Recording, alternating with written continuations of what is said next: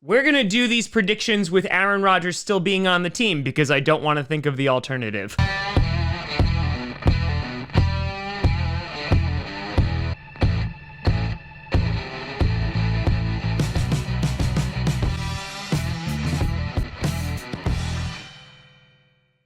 Grossi Packer Nation. Welcome to another episode of Packcast, the podcast where you don't have to be a Packers fan, but it sure does help. I'm your host, Tom. This is the third upload of the day, and we also had a stream, and I worked my full-time job today.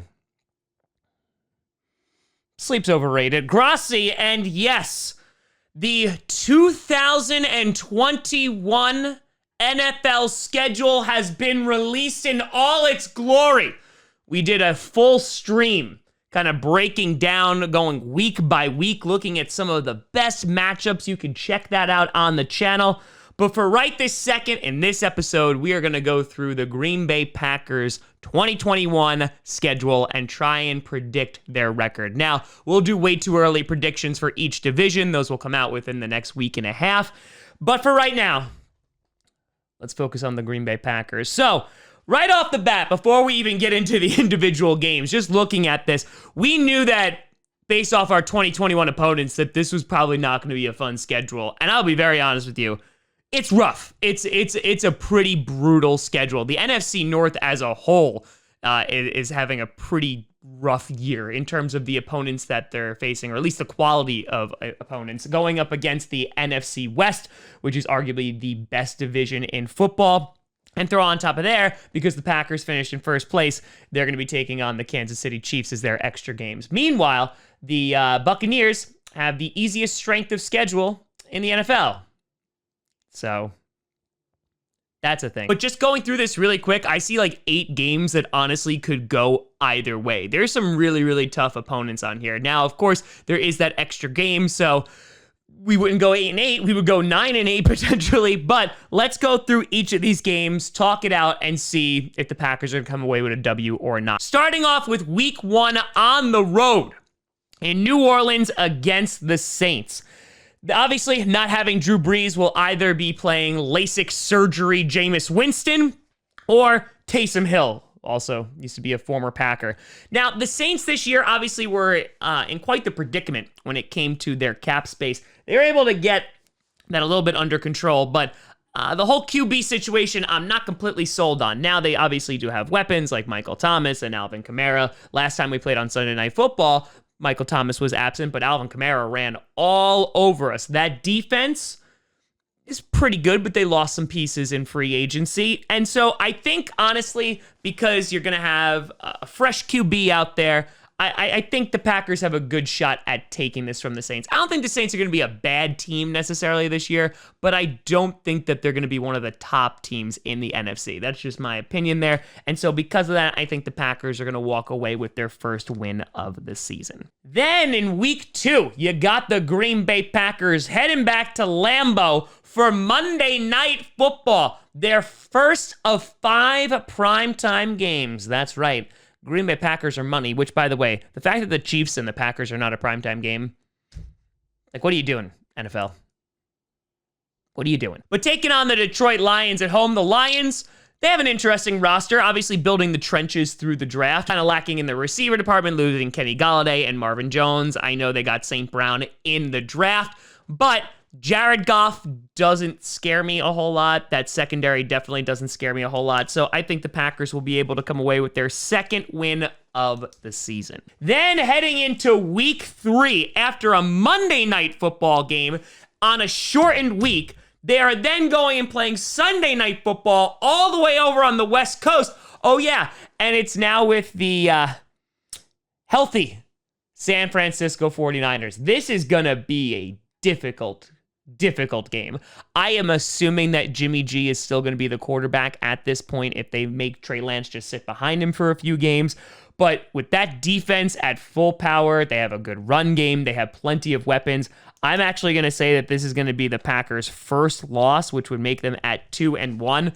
The 49ers, we were able to beat them last year because they were so injured, and plus they had all the COVID scares. But yeah, This could be a tough game. The whole NFC West, every single one of those games is going to be difficult. But this one on a shortened week, playing away, yeah, I'm going to give this one to the 49ers. Then in week 4, you got Urinating Tree taking on Tom Grossi as the Green Bay Packers return to Lambeau Field, taking on the Pittsburgh Steelers. One of the top defenses in the league. You got old Big Ben Roethlisberger back there. If he hasn't burst into dust by week 4 because of their lack of O-line. I mean, they did address it later in the draft, to be fair. But going and getting Najee Harris, they have some weapons, obviously. I think this is going to be a really, really fun game. I think this is going to potentially be a high-scoring game. But I think the Packers can come away with the W here. It will probably come down to the wire, though. And it's only because of Big Ben. After the last I saw him in that wild card game, I don't have a ton of faith. Then the Packers head on the road for their next 2 games, starting in week 5 against the Cincinnati Bengals, taking on Joe Burrow. Yeah, I think we should win this game. I think Burrow, listen, he was great last year, a lot of promise. I think that, the Bengals are still in rebuild mode. I don't think they're going to be an incredible team. With Jamar Chase, maybe they're going to put up some points, but I think the Packers should be able to take down Joe Burrow and handle them because the offensive line, while they addressed it a little bit, not enough for me to have a lot of confidence in it. Then the week 6 matchup, we're heading over to Soldier Field, taking on the Chicago Bears. The question is, which QB are we going to play? Is it Justin Fields? Is it Andy Dalton? Are they going to put Nick Foles in there just because of the lulls? Nobody knows. And just when you think we don't have tricks up our sleeves, remember, we have Blake Bortles now. The Chicago defense, while not as good as it has been in previous years, still effective last year. They did lose some pieces like Kyle Fuller, which, is a little problematic for the secondary. But it comes down to that offense. Are they going to be functional? Maybe. It depends maybe who's at QB. But I think the Packers are going to be able to take this one, getting to a 5-1 record. Then in week 7, heading back to Lambeau, you got the Washington football team, otherwise known as the Washington Wildflowers, heading to Lambeau. This should actually be a really good game. That defense is brutal. Thank God we invested in that O-line, and David Bakhtiari will be back by then because we are going to need it against all of those pass rushers. The offense for the Washington football team, I know they're going to have Fitzmagic. I don't have as much faith in. I think while the defense is really, really tough, I think we'll be able to put up enough points to kind of get it done because don't sleep on the Packers defense this year. I think they could be really good. So sorry, Wildflower. I think we're going to wind up taking this. And then because the NFL loves to apparently schedule short weeks against NFC West opponents, Thursday Night Football, we're taking on the Arizona Cardinals, and it's an away game for us. This is going to be a real tough game. Their defense has J.J. Watt. You could have been a Packer, just saying. Their defense, though, again, the pass rush was there last year. They did pretty darn good. Secondary, there's some holes, but they go out and they have 2 really good linebackers in Isaiah Simmons, and of course, Zaven should have been a Raven Collins.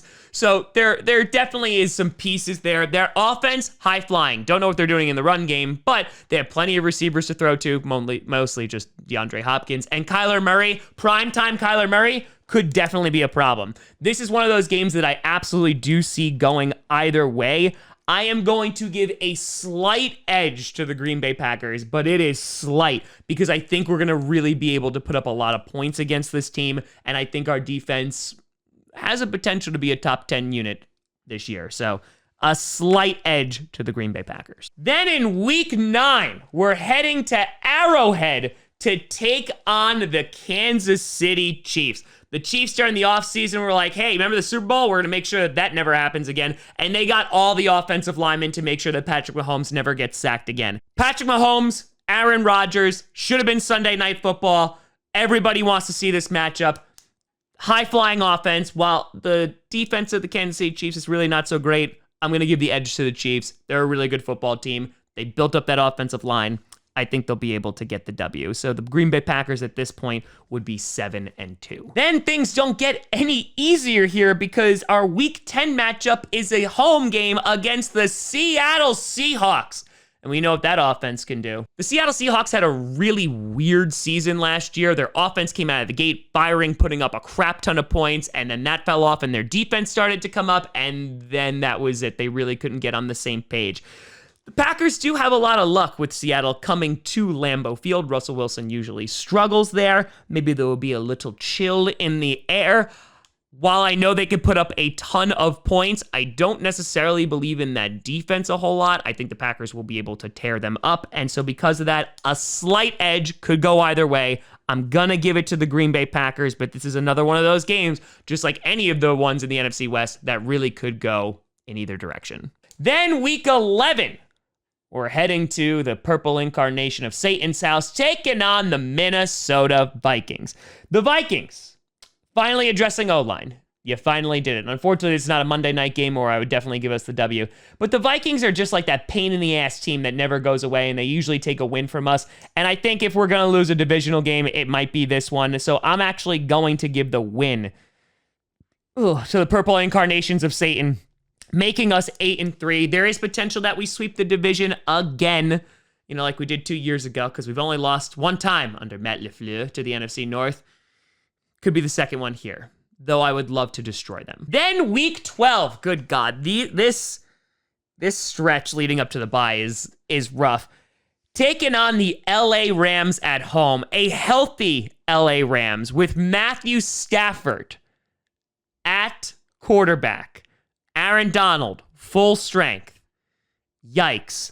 I'm actually going to say the Packers lose this game and drop to 8-4. I think Matthew Stafford is going to make the LA Rams a really good football team. They kind of discovered their run game at the very end. That defense is dominant, and it's going to be a tough one. So week 13, the Green Bay Packers finally have a bye. Really hoping for not a lot of injuries this year. But right now I have them at 8-4, which is a respectable record. There's a couple games that could go either way. You're looking at the Seahawks game potentially. The Cardinals game could go either way. The Steelers game could go either way. So, theoretically, they could lose like 7 games at this point. But I think the Packers with Aaron Rodgers, will still be a good enough team to post around an 8-4 record at the bye week. Then heading out of the bye week, you got the Chicago Bears on Sunday Night Football. Another primetime matchup. Here come the Bears. At this point, I imagine Justin Fields is going to be their quarterback. I would imagine their offense might be a little bit better, potentially, but just because it's a rookie QB, again, I have a lot of faith in our defense. I have to have a lot of faith in Joe Barry. It's the only thing that's allowing me not to have severe nightmares at night. I think, again, we'll be able to get the W here. We've had a lot of success against the Bears in recent years. I think that will continue, bringing us to a 9-4 record. Then week 15. You got some rough ones going up against the Baltimore Ravens. Oh, another matchup that could really, really go either way. This is going to be a tough game. They have a really, really good run game. Defense is pretty solid. On top of that, you have a mobile QB who the Packers usually struggle with.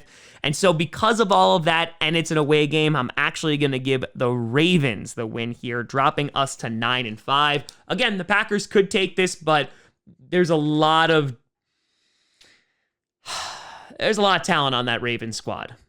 And I think that they match up with the Packers pretty darn well. So because of that, you got this one, Raven. Then on Christmas Day, week 16. What a great game. You got the Green Bay Packers taking on the Cleveland Browns. Another should-be slobber knocker here, in which the Browns defense, I think, could be really, really good this year. JOK freaking dropping to them. Greg Newsome making that secondary even better. Have arguably the best run game in the NFL with Kareem Hunt and Nick Chubb. Baker Mayfield is nothing to shrug at. They got some good receivers. Maybe OBJ will actually be healthy for 3 games. This is another game that I think the Packers could wind up losing, and I'm actually going to have them lose it here and drop 2 in a row to go 9-6 on the season. It's a rough schedule. Then our final Sunday Night Football game, taking on the Minnesota Vikings. I already gave you one, so you know we're going to take one from you. It's in Lambeau. It's in the cold, which, by the way, right after the bye, 4 out of our 5 games are going to be played outside in the cold. In the cold. In December and January. A.J. Dillon, your time to shine. So because of that, Green Bay Packers, boom, run them over. A.J. Dillon style, bringing us to 10-6. And finally, week 18, which just sounds weird to say, we're going to Detroit to take on the Lions. Now, the question's going to be, how many kneecaps have they bitten off so far? Are they now fat and lethargic, and now they're so full of kneecaps they can't dare to bite one more? That's what we're going to take advantage of. Plus, I don't know if the Lions are going to be a good football team this year. I think we'll get the W, bringing our record to 11-6. So those are my predictions for the Green Bay Packers. Again, there's a few games in here that absolutely could go either way. Obviously, things could change too. If Aaron Rodgers is not on the team, then we're definitely going to have to reanalyze this. But the Packers have a rough schedule, and if they are going to be competitive and try to get that number one seed in the NFC again, they're gonna have to go through quite a lot to get there. Now, one of the positives is that it was kind of like hidden in the schedule release that the NFL is planning to have stadiums at full capacity. That was in the Green Bay Packers little release of the schedule, so that's fantastic, giving us a little home field advantage. It'll be amazing to hear the Go Pack Goes ring through the halls of Lambeau Field once again. But either way, it's going to be an uphill battle. And I'm just excited we're going to watch football. But let me know what you think down in the comments below. What do you think the Green Bay Packers record's going to be for this upcoming season? Let me know. You can always find me at TomGrossiComedy.com or at TomGrossiComedy at all social media. See down below. Check out podcasts on SoundCloud, iTunes, Google Play Music, Spotify, and of course YouTube. And a big shout and thank you to all the patrons over at patreon.com/TomGrossiComedy and the YouTube members. But thank you so much for watching. I'm Tom Grossi. And as always, go Pack Go.